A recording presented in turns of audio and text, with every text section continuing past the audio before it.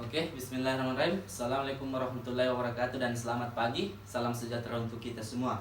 Pertama-tama, marilah kita panjatkan puja dan puji syukur atas kehadirat Allah Subhanahu wa taala, atas berkat rahmat dan hidayahnya sehingga pada hari ini kita masih diberi kesehatan berupa jasmani dan rohani. Tak lupa pula kita kirimkan salawat serta salam kepada Nabiullah kita Muhammad SAW beserta jajarannya dan juga para sahabatnya. Oke, kali ini saya akan mempresentasikan hasil review jurnal saya tentang drainase lingkungan yang berjudul Transportasi Fosfor dalam Drainase Bawah Permukaan Pertanian. Oke, sebelum itu adapun rumusan masalah yang akan saya bawakan di sini yaitu mengapa penelitian ini dilakukan, kemudian metode apa yang digunakan, serta apa hasil yang diperoleh dan bagaimana kesimpulan dan kaitkan dengan tujuannya. Oke, baik. Di sini saya akan menjelaskan ada 4 pokok pembahasan ya. Yang pertama tadi, mengapa penelitian ini dilakukan? Oke, saya menjawab. Mengapa penelitian ini dilakukan? Secara historis, sebagian besar penelitian telah berfokus pada kerugian fosfor pada limpasan permukaan dan erosi karena kerugian fosfor bawah permukaan sering diabaikan. Namun, persepsi transportasi permukaan bawah pertanian itu berkembang dan banyak pekerjaan telah dilakukan untuk lebih memahami besarnya dan pentingnya transportasi fosfor bawah permukaan pertanian dan untuk mengidentifikasi praktik dan perawatan yang mengurangi beban fosfor bawah permukaan ke air permukaan. Itu adalah penjelasan mengapa penelitian ini dilakukan. Kemudian lanjut,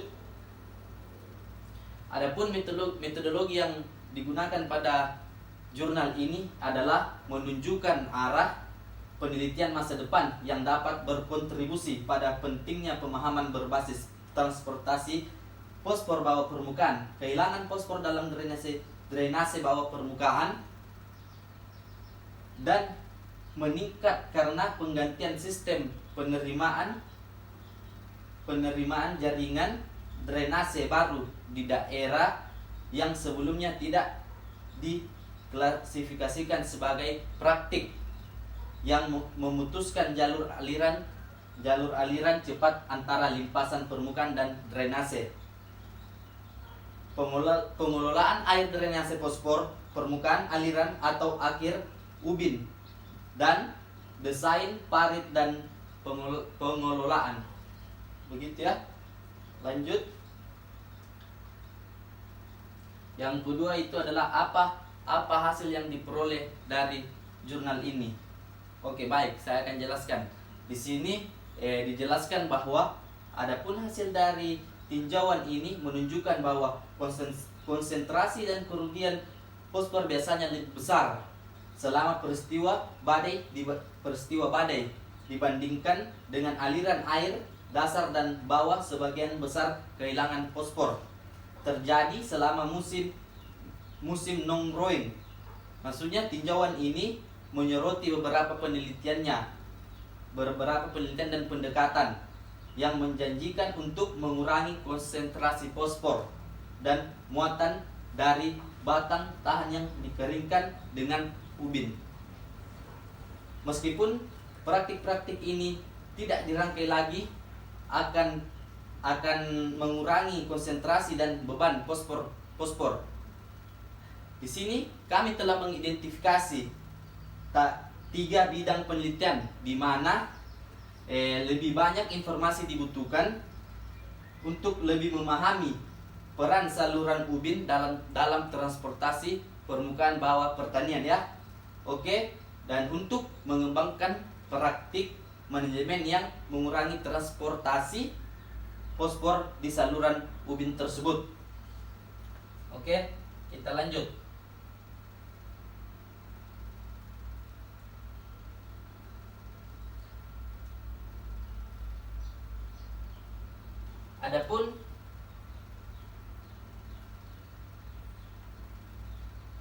Adapun hasil yang diperoleh dari penelitian ini ya adalah hasil tinjauan untuk menunjukkan bahwa konsentrasi dan kerugian P-nya biasanya lebih besar. kesimpulan dan ucapan terima kasih bahwasanya kesimpulan ini berhubungan dengan tujuan, ada kaitannya dengan tujuan. Oke, saya kembali bahwasanya tinjauan ini menyoroti beberapa pendekatan yang menjanjikan untuk mengurangi konsentrasi fosfor dan muatan dari benteng lahan yang dikeringkan dengan ubin. Konsentrasi dan kerugian fosfor biasanya lebih besar selama peristiwa badai dibandingkan dengan aliran dasar, dan bahwa sebagian besar kehilangan fosfor terjadi selama musim ngerowing. Penempatan fosfor yang diterapkan dapat mempengaruhi transportasi fosfor di jalur bawah permukaan. Cara untuk mengurangi transportasi fosfor melalui drainase ubin bawah permukaan, yaitu praktik-praktik ini dapat diklasifikasikan sebagai praktik yang memutuskan jalur air cepat antara jaringan permukaan dan drainase bawah permukaan. Yang kedua itu pengelolaan air drainase. Yang ketiga itu perawatan aliran atau akhir ubin. Dan yang terakhir itu adalah desain parit dan pengolahan. Oke, mungkin itu adalah 4 pokok masalah tadi yang sudah saya jelaskan. Yang pertama, mengapa penelitian ini dilakukan. Yang kedua, metode apa yang dilakukan. Yang ketiga, apa hasil yang diperoleh. Dan yang keempat tadi adalah bagaimana kesimpulannya, kaitkan dengan tujuannya. Saya kira itu tadi penjelasan sedikit tentang saya. Kurang lebihnya mohon dimaafkan. Wabillahi taufik wal hidayah. Wassalamualaikum warahmatullahi wabarakatuh.